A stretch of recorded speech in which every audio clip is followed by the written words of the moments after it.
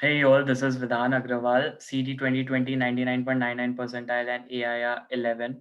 So guys, today we'll be talking about how do you all approach traditional logic, uh, where you get around 40 questions and which changes with mocks and different exams. So guys, there are problems like inequalities, coding, decoding, syllogisms, input output, blood relations, direction sense, and selection criteria.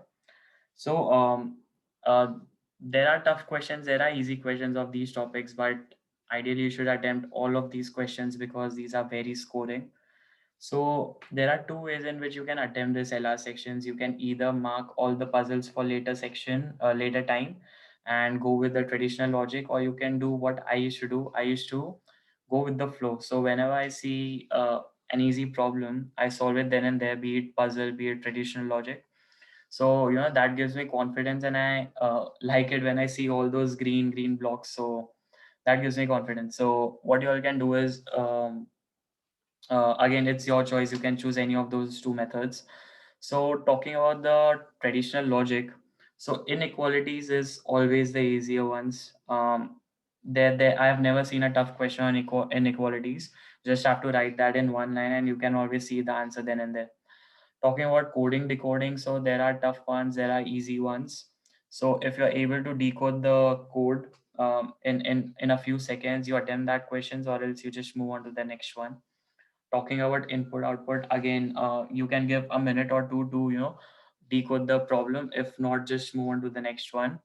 Talking about blood relations is very easy, but then again there might be coded blood relations, like plus is the dad, minus is the mom. So you can leave that for later, or you can even use the shortcuts that we have told in our course. So that's for blood relations. Direction sense. So there are two types of direction sense. Either you get one paragraph followed by 4 5 questions, which you should always attempt, very scoring. And sometimes you might get one big paragraph and there'll be just one question on it. So there's no point in spending so much time on that question. So you mark that questions, move on to the next one, because towards the end, if you have time, you can always attempt those questions, because it looks big but it is easy, a little time consuming but very easy. Talking about syllogisms, 100% you have to attempt those questions. Syllogisms are very easy. And talking about reverse syllogisms, it might consume a little time, but again, we've covered the shortcuts in our course, so yes, you can solve those questions as well. Talking about selection criteria, very easy questions. It might look big, it might look dangerous, but then you always attempt those questions. It's just a few data which you have to write in your notebook, and once you see that data, you don't even have to solve anything. You just have to look at it and the answer is there. So these are a few things about traditional logic. Guys, there isn't much to do about traditional logic. Just go with the flow. And again, you can choose any of those two methods, doing puzzles in the end or just going with the flow.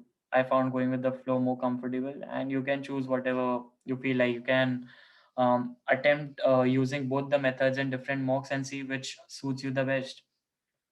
So I hope you all like this video, guys. All the very best. Keep working hard.